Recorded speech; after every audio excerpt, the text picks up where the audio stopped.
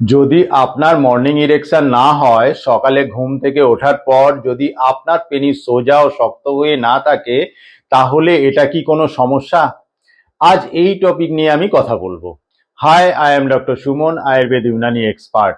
খুব আনন্দ প্রাপ্তি হয় যখন আপনি আপনার কোনো সেক্সুয়াল সমস্যা থেকে আপনি মুক্তি পান।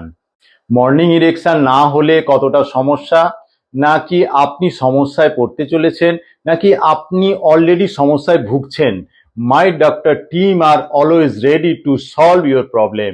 Clinic Baruipur, Kakdwip, Joynagar, Diamond and Lakshmikantapur, Dakshin 24 Parganas, West Bengal.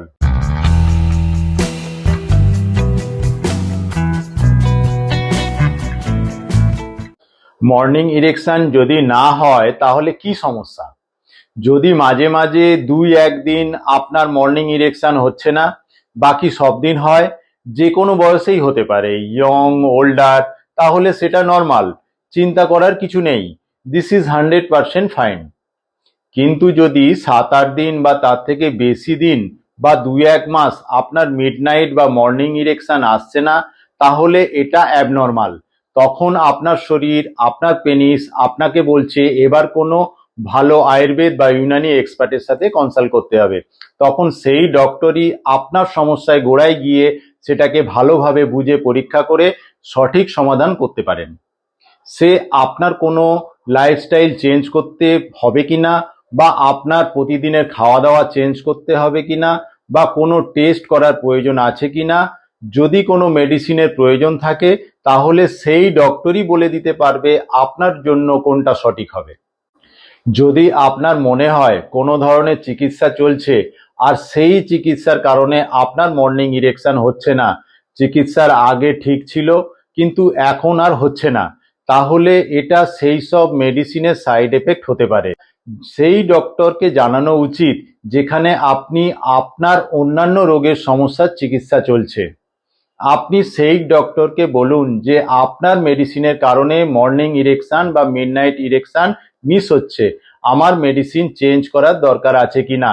তাহলে ডক্টরই ডিসিশন নিতে পারবে আপনার জন্য কিভাবে চিকিৎসা হওয়া দরকার। কোনো দুশ্চিন্তা করার দরকার নেই। মর্নিং ইরেকশন মাঝে মাঝে মিস হলে চিন্তা করার কোনো কারণ নেই। যদি বেশি দিন ইরেকশন মিস হতে থাকে, তাহলে আপনার নিজের জন্য সচেতন হওয়া খুব দরকার। যদি সচেতন হন, তাহলে এই সমস্ত সমস্যা থেকে বেরিয়ে এসে আবার সেক্স লাইফ খুব ভালোভাবে উপভোগ করতে পারবেন। এই সচেতনতার সাথে সাথে আপনাকে অবশ্যই রাতের ঘুম 7 থেকে 8 ঘন্টা রাত জেগে কম্পিউটার বা ফোন দেখা থেকে বিরত থাকতে হবে। অতিরিক্ত মাত্রায় টেনশন, উদ্বেগ, হতাশায় না ভুগে নিজের মাইন্ডকে চাপ মুক্ত করুন। টেস্টোস্টেরন হরমোন বা পুরুষ হরমোনকে সুস্থ ঠিক রাখার জন্য মদ্যপান, ধূমপান, তামাক জাতীয় দ্রব্য বর্জন করতে হবে। অতিরিক্ত মেদবহুল শরীর থাকলে অবশ্যই আপনাকে কমপক্ষে 30 মিনিট হাঁটা বা শরীর চর্চার মাধ্যমে শরীরকে মেদ মুক্ত করতে হবে, কারণ মেদযুক্ত শরীরে টেস্টোস্টেরনের মাত্রা বিশেষভাবে কমে যায়। শরীর চর্চার মাধ্যমে পুরুষ হরমোন বৃদ্ধি করার ন্যাচারাল উপায় আপনাকে অবশ্যই মানতে হবে। এছাড়া আপনার অন্য কোনো রোগের কারণে হরমোনাল ইমব্যালেন্স হলে মর্নিং ইরেকশন মিস হওয়ার ইস্যু হয়ে দাঁড়ায়।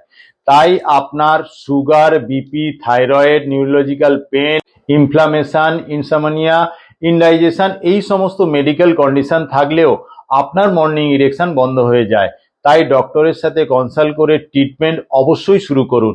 সবশেষে আপনাকে ডেলি ডায়েটে কিছু পরিবর্তন আনতে হবে, যেমন বেশি পরিমাণ সবুজ সবজি, স্যালাড হিসাবে গাজর, বিট, টমেটো, পেঁয়াজ অবশ্যই যুক্ত করুন। প্রোটিনের জন্য ডাল, ছোলা, মাছ, ডিম, দুধ ও বিকালে কিছু সিজনাল ফ্রুট কিছু রাখলে আপনার শরীর সুস্থ হয়ে মর্নিং ইরেকশন ফিরে পেতে পারেন। শুধুমাত্র মেডিসিনের উপর ভরসা করে ইরেকশন ফিরে পাওয়ার চেষ্টা না করে আপনার লাইফস্টাইল চেঞ্জ করুন, তাহলে এই সমস্ত সমস্যা থেকে বেরিয়ে এসে আবার সেক্স লাইফ খুব ভালোভাবে উপভোগ করতে পারবেন। Keep enjoying great sex life.